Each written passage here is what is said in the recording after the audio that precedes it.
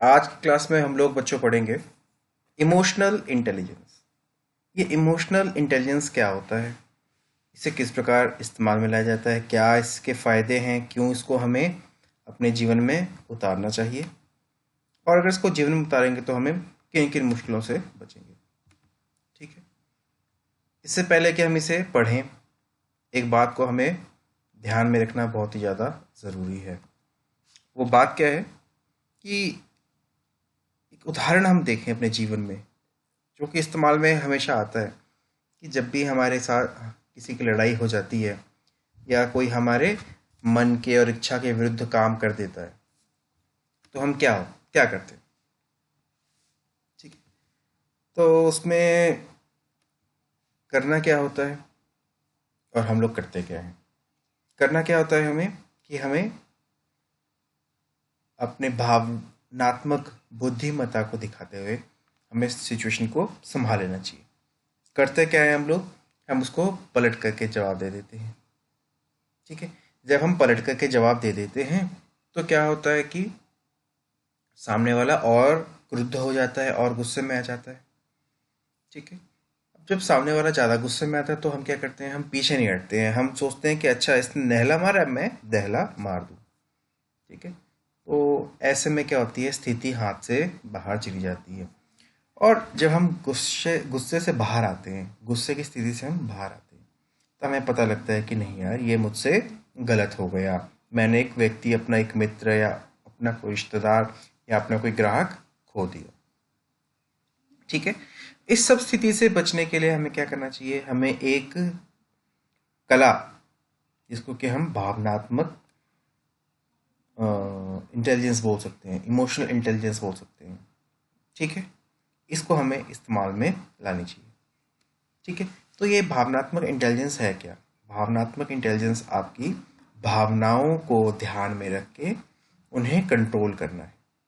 ठीक है, और सिर्फ अपने लिए ही नहीं, ये आप दूसरों के लिए भी प्रयोग कर सकते हैं। कैसे, जैसे कि आप अगर सामने वाले की भावना को समझ जाएंगे तो आप उसके अनुसार व्यवहार करके उसको भी शांत कर सकते हैं।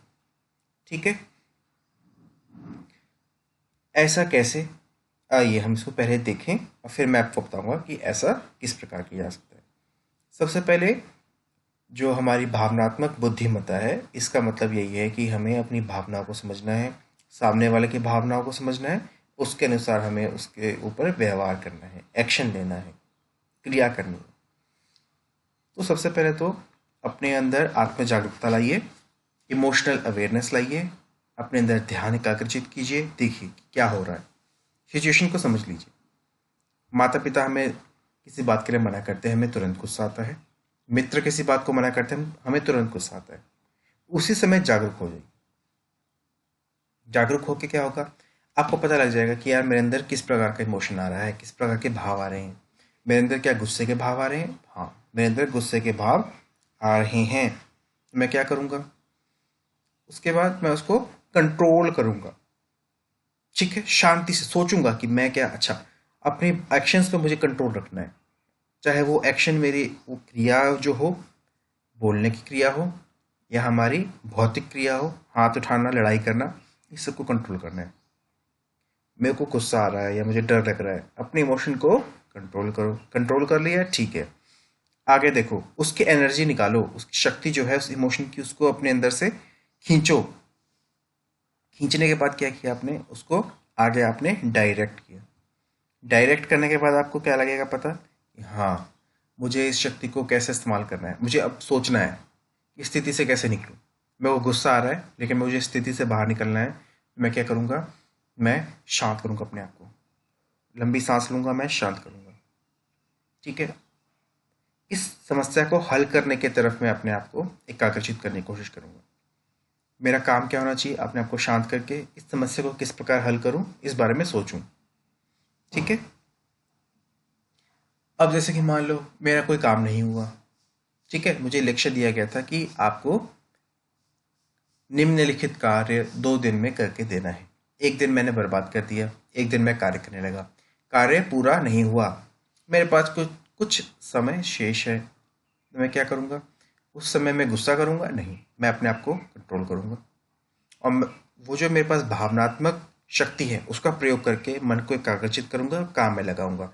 मेरे पास 6 घंटे बचे हैं, मुझे इस कार्य को पूरा करना ही है। अपने आप को मैं एकाग्रचित करूँगा, चाहे उसके लिए मुझे मोबाइल साइड में रखना पड़े, टीवी बंद करना पड़े, रेडियो बंद करना पड़े, है ना। इसके लिए मैं अपने आप को एकाग्रचित करूँगा और अपने भावना को बदलने की कोशिश करूँगा।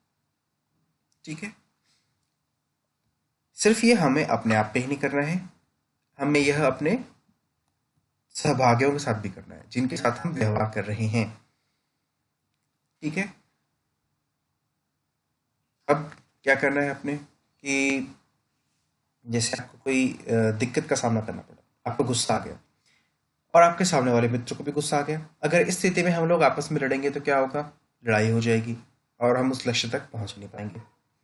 आप क्या करेंगे, अपने आप को कंट्रोल करेंगे, ध्यान देंगे मेरे अंदर कैसा इमोशन आ रहा है। डर लग रहा है, हाँ डर लग सकता है। गुस्सा आ रहा है, हाँ गुस्सा आ रहा है, कंट्रोल करो, शांत, लंबी सांस लो।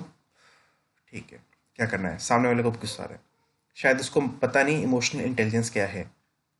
ठीक है, कोई बात नहीं, मुझे पता है, मैं अपना कंट्रोल करूंगा। उसको बोलूंगा भाई ठीक है रुको, शांत हो जाओ, तुम गुस्सा मत करो या तुम डरो मत, मैं तुम्हारे साथ हूँ, दोनों मिलकर इस प्रॉब्लम को सॉल्व करेंगे। ठीक है, तुम भी लंबी सांस लो, मैं भी लंबी सांस ले रहा हूँ।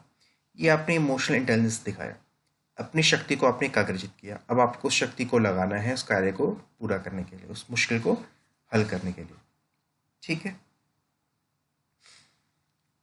अब ये इन्होंने कुछ हमें तरीके बताए हैं कि आप किस प्रकार अपने आप को इमोशनली मैनेज कर सकते हैं, इमोशनल इंटेलिजेंस दिखा सकते हैं। ठीक है, तो अंडरस्टैंड योर इमोशन, हमें जान के बाद अपने इमोशन को अंडरस्टैंड कर लीजिए। उसके बाद रैशनलाइज करने में आपने क्या करना है। रैशनलाइजेशन का मतलब होता है कि आपने सोचना है, समझना है। ठीक, आसान भाषा में इसको कह सकते हैं कि सोचना समझना है। बेतुके डिसीजन नहीं लेने हैं, सोच समझ के आपने डिसीजन लेना है। ठीक है, एकदम हड़बड़ाहट में डिसीजन नहीं लेना है। ठीक है, सोचिए समझिए किस कर्म का क्या नतीजा होगा, किस काम का क्या नतीजा होगा, किस क्रिया का क्या नतीजा होगा, उस पर सोच समझ के उचित जो आपके पास ऑप्शन है उसको चुनिए। ठीक है, और प्रैक्टिस करना है आपने, जैसे कि आपने मेडिटेशन, ध्यान की क्रियाएं यूट्यूब पे बहुत सारे मिल जाएंगे आपको। योगा, यूट्यूब पे आपको बहुत सारे आसन मिल जाएंगे आसानी से करने लायक। ठीक है, और ये आपको शांत रखेंगी।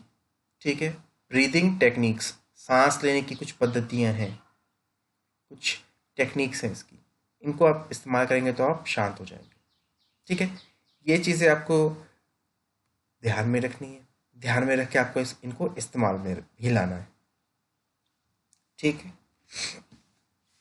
तो जब आप ये चीज़ें देखेंगे, ये चीज़ें करेंगे तो आप भावनात्मक रूप से क्या हो जाएंगे, समझदार हो जाएंगे, बुद्धिमत्ता दिखाएंगे आप भावनात्मक।